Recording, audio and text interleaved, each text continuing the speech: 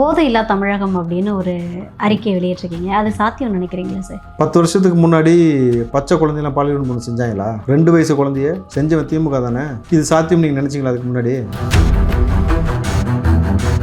Actually பிரச்சாரம் பண்ணுறது தானே வரும். பேசக்கூடாதுனாக்கா இது என்ன யாருக்கு இருக்க? கடைசியாக போன எந்த பிரச்சாரத்துலையுமே பேசலையே சார். பேசுறதுக்கு அனுமதி கொடுக்கலம்மா கவர்மெண்ட். உங்களுக்கு புரியல? உங்களுக்கு எலெக்ஷன் கமிஷன் அனுமதி கொடுக்கல. நீ எவங்க இருக்கு எலெக்ஷன் கமிஷன்? உங்களுக்கு கொடுக்குற டைமுக்குள்ள போயிருந்தா பேசியிருக்கலாம் இல்லையா? காரைக்குடியிலலாம் வந்து கொடுத்த டைமுக்குள்ள போயிருந்தா பேசியிருக்கலாம். தட்டி விடுங்க, மூளை வெளியில் வருது பாருங்க.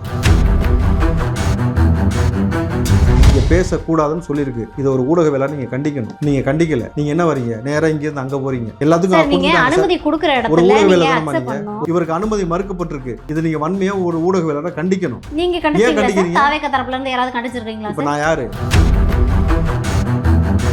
விஜய் அவர்கள் வந்து 5 லட்சம் பேருக்கு நான் வேலை கொடுக்குறேன், 18,000 ரூபாய் சம்பளம் கொடுக்குறேன் அப்படின்றாங்க. அதே முதலமைச்சர் தான் அந்த பக்கம் வந்துட்டு நான் 5 லட்சம் பேருக்கு வேலை வாய்ப்பு கொடுக்குறேன் அப்படின்றாரு. இப்பவும் அறிவிச்சிருக்காரு சார். 5 வருஷம் நீ புடிக்கிட்டே இல்ல, கொடுத்தியா? மகளிர்களுக்கு இலவச பேருந்துன்னு சொன்னாங்கல்ல, உள்ளபடி எல்லா மகளிரும் அதில் பயன்படுத்தாங்களா? நம்ம சொல்றது இலவச பேருந்து எல்லா பேருந்துலையும் போக முடியும்ன்றது தான் டிஃபரன்ஷியேட். கவர்மெண்ட் வேலைக்கு போறவங்களும் அந்த பஸ்ஸை வந்து பயன்படுத்துறதுனால கவர்மெண்ட்டுக்கு வந்து இழப்பீடு ஏற்படுதுன்னு இதுக்கு முன்னாடி இருந்த நீங்க நிறைய பேர் பேசி. யாரு பேசினா? தாவேக சார்பா நிறைய பேர் பேசினாங்க. நான் நேர்காணல் எடுக்கும் போதே பேசினாங்க. எவிடன்ஸ் கொடுங்க. கடன் கொடுத்து ஏன் படிக்க வைக்கிறீங்க தான். இப்போ ஸ்டைஃபன் வந்து 25,000 இருக்குல்ல சார். கற்கை நின்றே பிச்சை எடுத்து பற்கை நின்றேன்னு ஒரு வார்த்தை இருக்கா? நாங்க வந்து கடன் கொடுத்து அவனை படிடான்னு தான் சொல்றோம், குடிடான்னு சொல்லல. அவனை படிக்கிறதுக்கு ஏன் காசு கொடுக்கணும் உட்காந்து அறிக்கை பண்ணிட்டு இருக்கீங்க? நான் இப்போ நிறைய விஷயங்களுக்கு நீங்க இலவசமா கொடுக்குறீங்க. பிஹெச்டிக்கு உங்களால ஏன் வந்து அந்த மாதிரி கொடுக்க முடியலன்னு கேக்குறேன். இப்போ ஒரு சில கம்யூனிட்டிக்கு மட்டும் தான் சார் இருக்கு. ஒரு விஷயம் புரிஞ்சுக்கோங்க.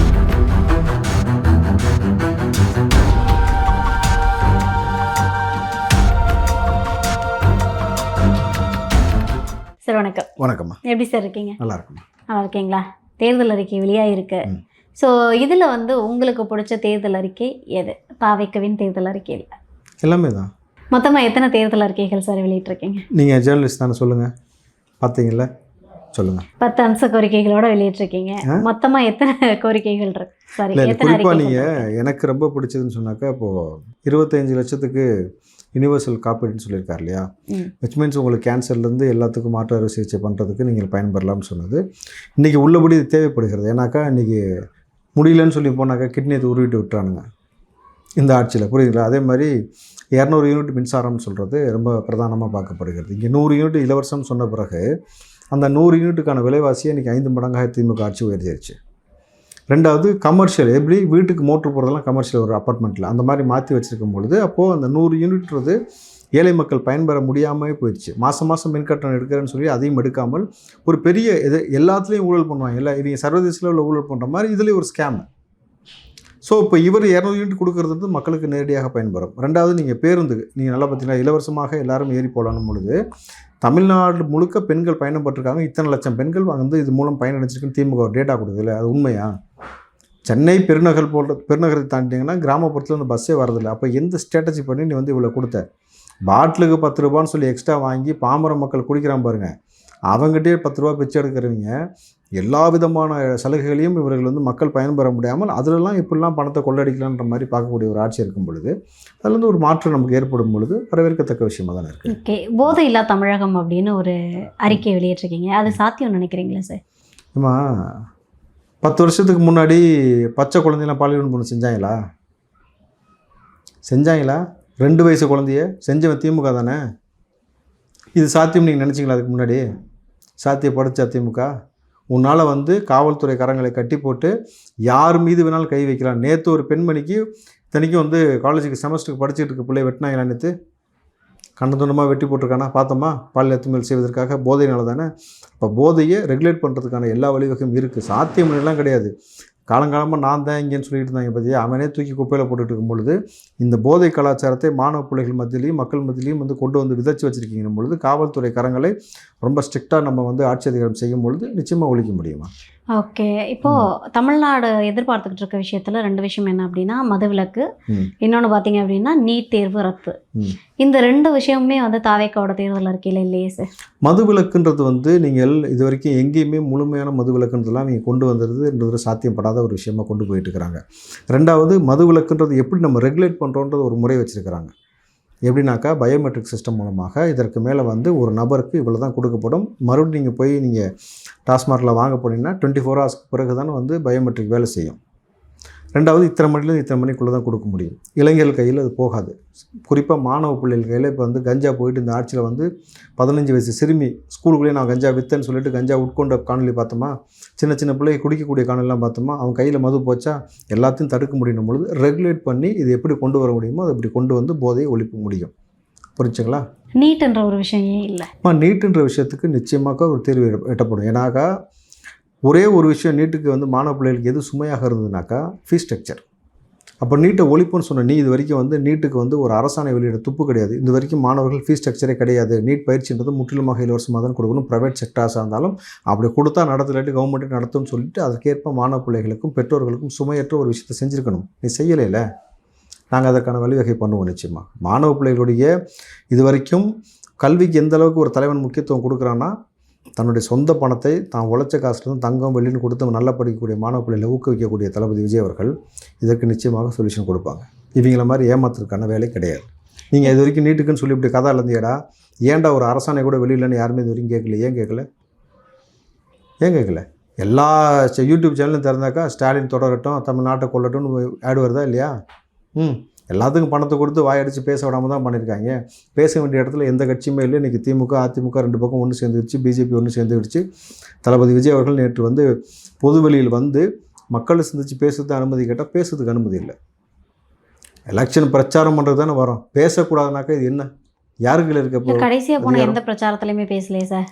பேசுறதுக்கு அனுமதி கொடுக்கலம்மா கவர்மெண்ட்டு. உங்களுக்கு புரியல? உங்களுக்கு எலெக்ஷன் கமிஷன் அனுமதி கொடுக்கல. நீ எவங்க இருக்கு இப்போ எலெக்ஷன் கமிஷன்? உங்களுக்கு புரியல? கொடுக்குற டைமுக்குள்ளே போயிருந்தா பேசியிருக்கலாம் இல்லையா? காரைக்குடியிலலாம் வந்து கொடுத்த டைமுக்குள்ளே போயிருந்தா பேசியிருக்கலாம். தட்டி விடுங்க, மூளை வெளியில் வருது பாருங்கள். நான் என்ன சொல்கிறேன்னு உங்களுக்கு புரிஞ்சா? பேசுவதற்கு அனுமதியை கொடுக்கல. குறிப்பிட்ட டயத்துக்குள்ளே வந்து பேசுங்கன்னே சொல்லலை. பேசவே அனுமதி கொடுக்கல எலெக்ஷன் கமிஷன். நாங்கள் அனுமதி கேட்டு நைட்டு 12 மணி வரைக்கும் அங்கே உட்காந்துட்டு தான் வந்திருக்கிறோம். எனக்கு தெரியும். சரி, ரோட் ஷோக்கு மட்டும்தான் அனுமதி. ரோட் ஷோக்கு மட்டும்தான். அதுவும் கூட மேலே ஏறக்கூடாதான், வண்டியிலேருந்து வெளியில் கிளாஸுக்குள்ளே பொம்மை மாதிரி உட்காந்து. என்ன பொம்மை முதலமைச்சரா அவர் உள்ளே உட்காந்து வர்றதுக்கு? இப்போ கேஸ் எது திரும்ப போட்டிருக்காங்க தளபதி மீது? மக்களை சந்திக்க என்னது வேன் மேலே வெளியே வந்துட்டாரான், அதுக்கு கேஸ். ஆனால் ஸ்டாலினோ எடப்பாடியோ எல்லாமே செய்யலாம். பிஜேபியும் திமுகவும் எவ்வளோ இணக்கமாக இருக்குன்னு உங்களுக்கு தெரியுது அந்த விஷயத்தில். மம்தா சொன்னது கரெக்டுன்னு புரியுதா உங்களுக்கு? எப்படா ஒரு தேர்தலுக்காக பிரச்சாரத்துக்கு வரக்கூடிய நபரை பேசக்கூடாதுன்னு சொல்லுவீங்க? பேச அனுமதி கொடுக்க மாட்டான். கேட்டாக்கா இங்கே வந்து டிராஃபிக் ஆகுமா? என்ன கதை இது? எலெக்ஷன் கமிஷன் அப்போ என்ன பண்ணிட்டு இருக்கிற நீ? இதே மாதிரி தமிழ்நாடுக்குள்ளே நீ வந்து சென்னைக்குள்ளே வந்து எந்த தலைவனும் பேசல மற்ற கட்சியில். சரி, நீங்கள் எலெக்ஷன் கமிஷன் தான் வந்து இப்போதைக்கு வந்து நாங்கள் கேஸ் போட்டு எலெக்ஷன் கமிஷன் வந்து அதிகாரி மாற்றப்பட்டாங்க, இப்போ அதனால் அனுமதி கொடுக்குறாங்க அப்படின்னீங்க.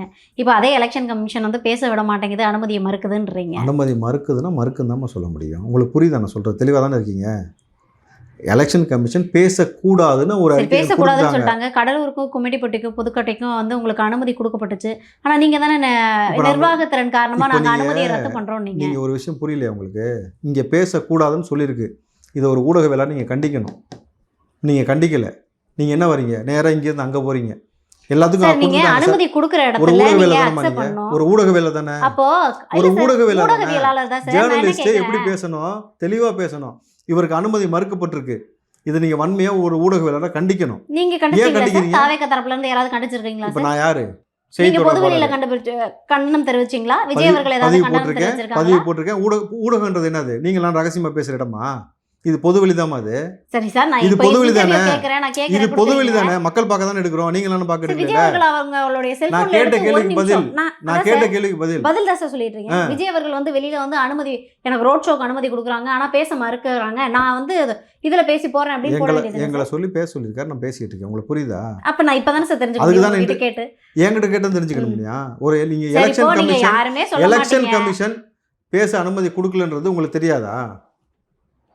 ஸ்டாலினுக்கு மட்டும் என்னென்ன செய்யறான்னு உங்களுக்கு தெரியுமா? அப்போ அது மட்டும் தெரியுது, இது தெரியலன்றீங்க. நான் சொல்றேன் ஆமாம் சார், இது கண்டிக்கக்கூடிய விஷயம்ன்ற உங்களுக்கு ஒரு வார்த்தை வரல. அதை தாண்டி நேரம் அங்கே இல்லை சார். இப்போ அனுமதி கொடுக்கல, ஆனால் வந்து காரைக்குடி போகும்போது தாவேக தரப்புல இருந்து பேசின எல்லாரும் என்ன சொன்னீங்க? தாவேக தரப்புல யார் சொன்னா? ஆமாம் சார், ஃபெலிக்ஸ் சார்ட்ட நான் பேசும்போது அவங்க என்ன சொன்னாங்கன்னா, இல்லைம்மா 2:30க்கு போக வேண்டியது, அதை தாண்டி நேரம் கூடுதலாக போனதுனால அங்கே வந்து பேச விடலாமா அப்படின்னாங்க. நேரம் கூடுதலாக ஆகி அவ்வளோ க்ரௌடு இருந்துச்சு. 10 to உங்களுக்கு வந்து 10 மணிலேருந்து 2:30 வரை டைம் கொடுத்தது சார் நீங்கள் அந்த இடத்துக்குள்ளே போகிறதுக்காக. ஒன்று ஏர்லியராக பிளான் பண்ணி நீங்கள் அந்த இடத்துல போயிருக்கணும். க்ரௌட் இருக்குது சார், நான் விஜய் அவர்களுக்கு க்ரௌட் இல்லைன்னு நான் சொல்லவே பிளான் இல்லை. பண்ணி போனது தான் அவ்வளோ க்ரௌடு. இவர் ஸ்டாலினோ உதயநிதியே கிடையாது. அவ்வளோ க்ரௌட் இருந்தனால எல்லாரும் என்ன தக்காளியாக அந்த மேலே ஏற்றிட்டு வண்டி எடுத்துகிட்டு வரதுக்கு முடியாதுல்ல. இல்லை அங்கெல்லாம் உங்களுக்கு பேச அனுமதி கொடுக்கப்பட்டுச்சு, நீங்கள் முன்னாடியே போயிருந்தா மக்கள் பேசியிருக்கலாம். அவ்வளோ வந்து நிற்கிறாங்கம்மா, வரலாற்றில் யாருக்குமே வராத அளவுக்கு. அதனால் அந்த க்ரௌடை கடந்து வர முடியல, late ஆயிடுச்சுனோடனே our ப்ரொசீஜரை மதிச்சாரு.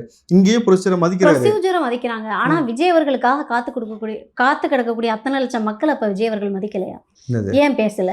Rules and ரெகுலேஷனை மதிக்கிறாங்க Vijay அவர்கள், மக்களை ஏன் மதிக்கல? உங்களுக்கு புரியலையா? மக்களை மதிச்சதுனால தான் அங்கே நின்றுட்டு வந்தார். அந்த பேசிக் சென்ஸாவோட பேசுங்கம்மா. அவங்கள மதிச்சதுனால தான் லேட் ஆச்சுன்னு சொல்கிறேன். மக்களை மதிக்கலன்னா எல்லாத்தையும் விலக்கி விட்டுட்டு அவர் பாட்டு வந்துட்டாரா? எவ்வளோ மக்கள் வந்து அங்கே விஜய் அவர்கள் பேசுவாங்க. விஜய் இப்போ நீங்கள் கேட்ட கேள்வி நான் பதில் சொல்லிட்டேன். மதிச்சதுனால தான் லேட் ஆச்சு. அது உங்களுக்கு புரிஞ்சா புரியலையா? அவ்வளோ பேர் கொடுத்து அன்பளிப்பு கொடுத்தது எல்லாத்தையும் பார்த்து வாங்கி மக்களை பார்த்து ஆசுவாசப்படுத்தி வரதான் டைம் ஆயிடுச்சு. ஏன்னா அவ்வளோ க்ரௌட் ரோட்டில் நிற்கிது. காவல்துறை அவங்கள விளக்கவே இல்லை யாரையுமே. ஸோ அப்படி இருக்கும் பொழுது அவங்க எல்லாத்தையும் வண்டியை விட்டு ஏற்றிலாம் வர முடியாது. மதிச்சதுனால தான் அந்த க்ரௌடு. உன்னை ஒருத்தன் கூட மதிக்கல. திமுககாரனே போகிற ஒரு நாயாவது வந்து நிற்கிதாங்க ரோட்டில், நாய் கூட கண்டுக்கல. அதான் உன் லட்சணம். நீ எங்கே வேணாலும் சீக்கிரம் வந்துட முடியும். அதான் உன் லட்சணம். இன்றைக்கி ரெண்டுக்கு டிஃப்ரென்ஸ் புரிஞ்சா உங்களுக்கு? சொல்லுங்கள் வேறு. சார், விஜய் அவர்கள் வந்து ஃபஸ்ட்டு தேர்தல் அறிக்கை வெளியிடும் போது ஒரு விஷயம் சொன்னாங்க. என்ன அப்படின்னா, பொருளாதாரத்தில் நான் எல்லாரையும் உயர்த்துவேன், ஒரு படி மேலே போய் கார் வாங்குற அளவுக்கு பொருளாதாரத்தில் உயர்த்துவேன்னாங்க. பட் இன்றைக்கி வெளியிட்டிருக்கக்கூடிய திட்டங்கள் பார்த்தீங்க அப்படின்னா, வேலை இல்லாத இளைஞர்களுக்கு நான் 4000 ரூபா கொடுப்பேன் அப்படின்றாங்க. இது எப்படி பொருளாதாரத்தில் உயர்த்துறதா மாறும்? வேலை இல்லாத இளைஞர்களுக்கு 4000 கொடுக்கறதுன்றது வந்து பொருளாதாரத்தை உயர்த்துறது இல்லை. இது வேறு, அது வேறு. அப்போ உங்களுக்கு வேலை தானே கொடுக்கணும். நீங்கள் 4000 ரூபா கொடுத்தா எப்படி? அதுதான் பொருளாதாரத்தை உயர்த்துவோம். இப்போதைக்கு ஒருத்தன் கஷ்டப்பட்டுக்கிட்டு இருக்கிறான், முதல்ல அவனுக்கு சோறு போட்டால் தான் வந்து சாப்பிட முடியும். சரி, நீங்கள் தான் சொன்னீங்க வந்து ஒருத்தவங்களுக்கு வந்து பொருளாதாரத்தை உயர்த்தினா என்னன்னு சொல்லுங்க. நீங்கள் எப்படி பொருளாதாரத்தை உயர்த்துவாங்க? வேலை கொடுங்க. ஒரு நாடு ஒரு பொருளாதாரத்தை எப்படி உயர்த்தும்? ஒரு ஜேர்னலிஸ்டா சொல்லுங்க. முதல்ல வேலை இல்லாதவங்களுக்கு வேலை கொடுக்கணும், படிச்சதுக்கான உரிய வேலை கொடுக்கணும், அதுக்கான உரிய சம்பளம் கொடுக்கணும். வேலை கொடுக்கறது இல்லம்மா, பொருளாதாரத்தை உயர்த்துறது எப்படின்னு கேட்டேன். சரி, அவங்க வேலை பார்த்தா அவங்க பொருளாதாரம் உயர போகுது. அதுக்கு வேலை வேணும்ல. அந்த வேலையை தான் நீங்கள் கொடுங்க. அந்த வேலையை உருவாக்காமல் இத்தனை காலம் வச்சுருக்கீங்களே, அதைத்தான் உருவாக்குறது தான். பொருளாதாரத்தை மேம்படுத்துவதற்கு இங்கே மேன் பவர் இருக்குது, ரிசோர்ஸ் இருக்குது. ரெண்டையும் வந்து சரியாக கொண்டு வரணும். அவனை போதையின் பக்கம் போகாமல் இங்கே இருக்கக்கூடிய மண்வளம், நீர்வளம், நிலமலத்தையும் மக்களுடைய செல்வாக்கையும் பயன்படுத்தி நாட்டுடைய பொருளாதாரம் தற்சார்பதையும் உயர்த்துவது தான் பொருளாதாரத்தை வளர்க்குறது. அதன் மூலமாக பொருளாதாரத்தை உயர்த்தி ஒவ்வொரு நபரும் கார் வாங்குற அளவுக்கு நாங்கள் வசதியாக கொண்டு வருவோம்ன்றது அது தனி பாட்டு. இன்றைக்கி இளைஞர்கள் படிச்சுட்டு குடும்பத்தில் கஷ்டப்பட்டுட்டு இருக்காங்க. அவங்களுக்கான ஊக்கத்தொகை கொடுத்து அவங்கள வந்து தொய்து போகாமல் இருப்பதற்காக ஒரு வேலை செஞ்சுட்டு அந்த வேலை வாய்ப்பை உயர்த்தும் பொழுது அவர்களுக்கு வேலை அளித்து சரிசமமாக இளைஞர்களை எப்படி அரசியல் பக்கம் வாங்கன்னு கூட்டு போனாரோ அதே மாதிரி தொழில் முனைவர்களாக மாற்றுவதற்கான எல்லா முனைப்பும். அதற்காக 25 லட்சம் வரைக்கும் இப்போ கடன் கொடுக்குறோம். யாரெல்லாம் தொழில் முனைவர் வரீங்களோ அதுக்காக கொடுக்குறோன்னு கவர்மெண்ட் சொல்லுது. வேலை வாய்ப்பை ஏற்படுத்துவது, வேலையை உருவாக்குவது, அதுக்கு தான் 25 லட்சம். புரிஞ்சா? இப்போ விஜய் அவர்கள் வந்து 5 லட்சம் பேருக்கு புரிஞ்சிச்சா? புரிஞ்சது சார். சொல்லுங்கள். இப்போ விஜய் அவர்கள் வந்து 5 லட்சம் பேருக்கு நான் வேலை கொடுக்குறேன், 18,000 ரூபா சம்பளம் கொடுக்குறேன் அப்படின்றாங்க. அதே முதலமைச்சர் தான் அந்த பக்கம் வந்துட்டு நான் 5 லட்சம் பேருக்கு வேலை வாய்ப்பு கொடுக்குறேன் அப்படின்றாரு. கொடுத்தாரா? இப்பவும் அறிவிச்சிருக்காரு சார். 5 வருஷம் நீ பிடிக்கிட்டே இல்லை, கொடுத்தியா? பதில் சொல்லுங்க. கொடுத்தாரா? கொடுக்கல. 75% தமிழர்களுக்கு தான் வேலை வாய்ப்பில் முன்னுரிமை கொடுக்கப்படும். எலெக்ஷன் மேனிஃபெஸ்டோ அப்படியா இருக்குது? பீகாரி மட்டும் 6 லட்சம் பேர் வந்து உட்காந்துருக்கான். வட மாநிலத்தில் 1.5 கோடி பேர் வந்து உட்காந்துருக்கிறான். எப்படி வந்தான்? வேலை வாய்ப்பே நீங்கள் இல்லாட்டி, தமிழ்நாட்டில் வேலையே இல்லைனாக்கா எப்படி 1.5 கோடி பேருக்கு வேலை இங்கே இருக்குது? அப்போ வேலை இருக்குது. யாருக்கு கிடைக்குது? எல்லாம் அவனுக்கு கிடைக்குது, வட மாநிலத்துக்கு கிடைக்குது. ஏன் கிடைக்கல? இவன் ஆட்சி நடத்துகிற லட்சணம் அப்படி. எல்லாத்துக்கும் இடம் கொடுத்து வச்சுருக்க. தமிழ்நாட்டில் தமிழர்களுக்கு தான் வேலைன்னு கொண்டு வந்துட்டேனாக்கா இவன் வேலையில் பொருளாதாரத்தை முன்னேறுவான்ல. அவன் ஏன் குடிக்க போகிறான்? எதுக்கு போதை கலாச்சாரத்தை உள்ளே அனுமதிக்கிற? அவனையே வந்து பெண்களை வந்து கை வைக்க விடுற? Administration total failure. ஆட்சி நடத்த துப்புலாத ஆள் உட்காந்துட்டு இருக்கிட்டு மறுபடியும் ஸ்டாலின் மலரட்டும் நாடு நாசமாகட்டும் பாட்டு போட்டு சுற்றுற. டிஃப்ரென்ஷியேட் புரியுதா? ஸ்டாலின் சார் வந்து ஏமாத்துற மாதிரி, மற்ற பல கட்சிகள் வந்து அள்ளி விடுற அவசர அறிக்கை மாதிரி இல்லாமல் தாவேக்கா பொறுமையாக நிதானமாக ஒரு தேர்தல் அறிக்கையை கொடுத்துருக்கோன்றாங்க. இப்போ திமுக, அதிமுக, தாவேக்கா இவங்க 3 பேருடைய தேர்தல் அறிக்கையை எடுத்து பார்க்கும்போது மேக்சிமம் வந்து ஒரே மாதிரி தான் இருக்குது. திமுக, அதிமுகவோடது ஒரே மாதிரி இருக்குது, தாவேக்காவோடது கொஞ்சம் மாறுபட்டு இருக்குது. இவங்க 1000, இவங்க 2000, அவங்க வந்து 2500.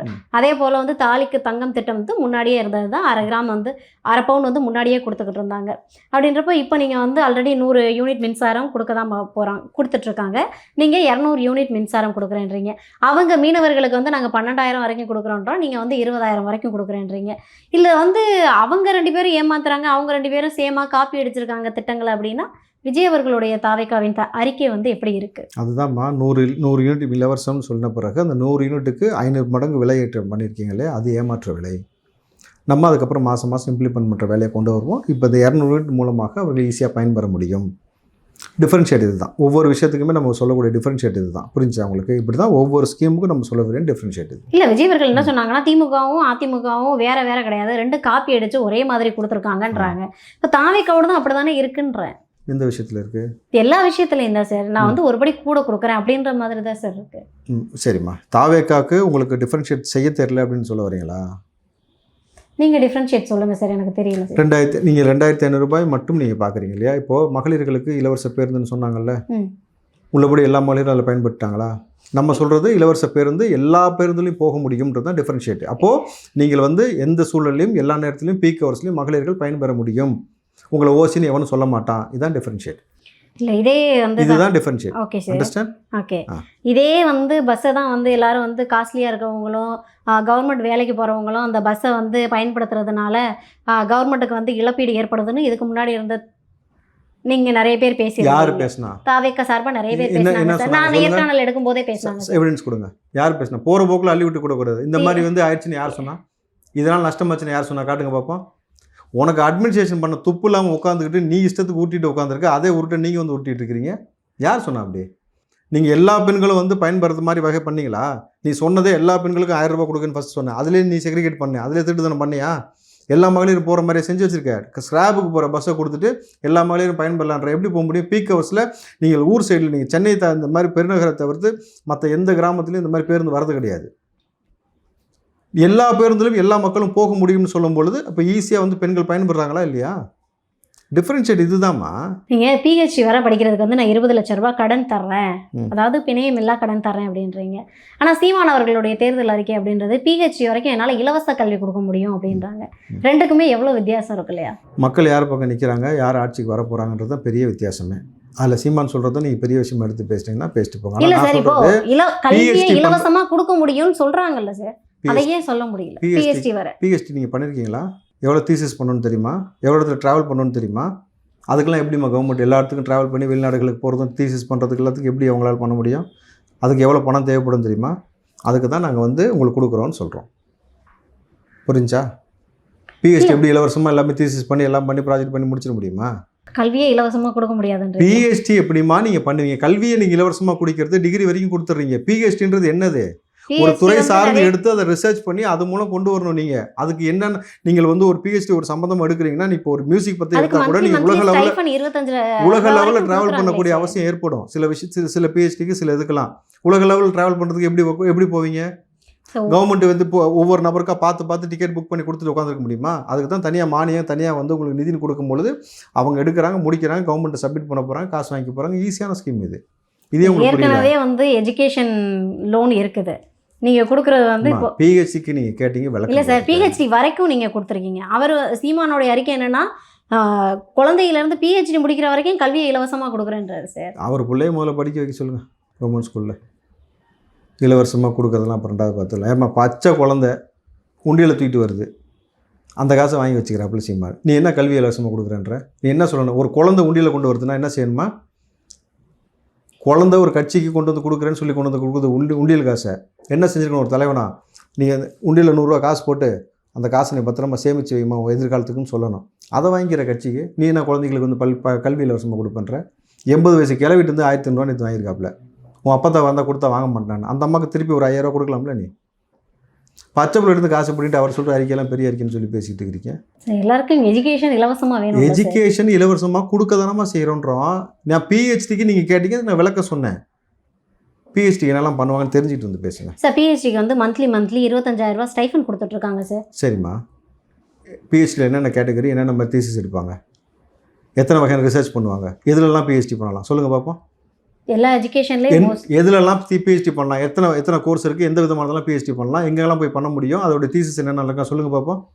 என்னோட மீடியா ஃபீல்ட்லேயே பிஹெச்டி பண்ண முடியும் சார். எங்கெல்லாம் போய் பண்ணுவீங்க? சோஷியல் ஒர்க்லேயும் மீடியா. எங்கே போய் பண்ணுவீங்க? வெறும் தமிழ்நாடுக்குள்ளே பண்ண போகிறீங்களா, வேர்ல்டு வைஸ் போக போகிறீங்களா? நம்ம சாய்ஸ் அது. நம்ம சாய்ஸ்க்கு எங்கே வேணாலும் போகிறதுக்கான நம்ம வழிவகை பண்ணணும். அதுக்கு பணம் தேவைப்படுது, கொடுக்குறோன்றோம். நீங்கள் சொல்கிறத பார்த்தா ஏன்டா அவனை பிஹெச்டி படிக்க வைக்கிறன்ற மாதிரி கேள்வி கேட்குற மாதிரி இருக்குது. கடன் கொடுத்து ஏன் படிக்க வைக்கிறீங்கன்னு தான். இப்போ ஸ்டைஃபன் வந்து பிச்சை எடுத்தும் இருக்குல்ல சார். கற்கை நின்றே பிச்சை எடுத்தும் கற்கை நின்றேன்னு ஒரு வார்த்தை இருக்கா? நாங்கள் வந்து கடன் கொடுத்து அவனை படிடான்னு தான் சொல்கிறோம், குடிடான்னு சொல்லலை.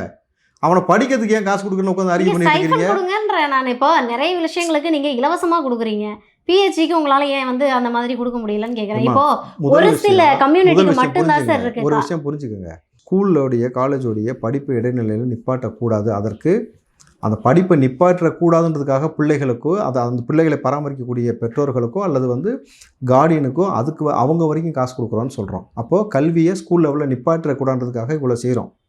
எக்ஸ்ட்ரா பிஹெச்டி படிக்கிறதுக்கும் கொடுக்குறோம். இதில் என்ன உங்களுக்கு சிக்கல் இருக்குது? அதே தான் சார் திமுகவும் சொல்லிட்டு இருக்கு. நாங்கள் வந்து மாதம் 1000 ரூபா கொடுக்குறோம், காலேஜ் படிக்கிறவங்க வந்து ஸ்கூலுக்கு கண்டிப்பாக வர்றாங்க, பெட்ரோல் காலை உணவு கொடுக்குறாங்களா? திட்டம் கொடுக்குறோம், அதனால வந்து குழந்தைங்க எல்லாரும் வந்து ஸ்கூல் வந்து கட்டடிக்காமல் ஸ்கூலுக்கு ப்ராப்பராக வராங்களா? குடிக்காமல் இருக்காங்களா? பள்ளிகளில் குடிக்கிறாங்கல்ல, பொம்பளை பிள்ளை போதையில் ஆடுதில்ல, நீ என்ன பிடிங்கிட்டு இருந்த? நீங்கள் ஊடகம் என்ன செஞ்சுட்டு இருக்கீங்க? அந்த கேள்வி கேட்குறீங்களா? ஏன்டா மானங்கடத்தனமாக ஒரு குழந்தைக்கு பாதுகாப்பு இல்லை, பெண்களுக்கு பாதுகாப்பு இல்லை, ஸ்கூலில் கஞ்சா வித்துக்கிட்டு இருக்கிறாங்கன்னு சொல்லி கேள்வி எழுப்புறீங்களா? கொடுக்குறாங்கன்றீங்களே, என்ன கொடுத்து வச்சிருக்கிறானுங்க? எங்கே பாதுகாப்பு இருக்கீங்க? நம்ம பாதுகாப்பு உறுதி செய்யணும். பிஹெச்சிக்கு ஏன் கொடுக்குறீங்கன்னு கேட்குறீங்க, படிக்கக்கூடாதா? அப்போ கடனை ஆடு மாடு மேய்க்க சீமான் சொல்கிற மாதிரி ஆடு மாடு மேய்க்கணுமா? கொடுக்காதீங்கன்னு சொல்லல, கடனை ஏன் கொடுக்குறீங்க? கடனை கடனை வாங்கிட்டு அவங்க என்னைக்கு அந்த கடனை திருப்பி அடைக்கிறது? யார் கிடைக்க போகிறாங்க? அடைக்க முடியாட்டி ஒரு டைம் வந்து தள்ளுபடி பண்ண போகிறாங்க. உங்களுக்கு என்னம்மா அதில் பிரச்சனை? கவர்மெண்ட் கொடுக்குதுன்றதை ஏன் கொடுக்குறேன்னு கேள்வி கேட்டால் என்ன அர்த்தம்? சரி, தொழிலுக்கும் நாங்கள் கடன் கொடுப்போம், வேலைக்கும் படிக்கிறதுக்கும் நாங்கள் கடன் கொடுப்போம்னா இப்போ எனக்கு தெரிஞ்ச வட்டி நிறைய இல்லாத பேர் கடன் இல்ல சார். தானம்மா. வட்டி இல்லாத கடன் கொடுக்குறதுல உங்களுக்கு அவ்வளோ சிக்கலாக இருக்கா? வட்டி வாங்கிட்டு சாகணுமா? வட்டி வாங்கிட்டதுக்கு அப்புறமேட்டு காசை வந்து திரும்ப கொடுக்க முடியலன்னு சொல்லிட்டு கிட்னியை உருவிட்டு விட்டாங்களா? அவன் எத்தனை பேரும் வட்டி காசு வாங்கினவன். உங்களுக்கு என்ன இருக்கிறவங்க கிட்னி வைக்கணுமா இல்லை ஒழுங்காக படிக்கணுமா? உங்களுக்கு எது தேவைப்படுது? படிக்கிறதுக்கு வட்டியில்லா கடன் கொடுக்குறது ஒரு பேச்சு இவ்வளோ நேரம் உட்காந்து தம் கட்டி பேசிகிட்டு இருக்கிறீங்க. படிக்கிற பிள்ளைங்களை ஸ்கூலுக்குள்ளே நாசம் பண்ணிட்டு இருக்காங்க, குழந்தைங்க மேலே கை வைக்கிறாங்க, அதை பற்றி பேச மாட்டீங்க.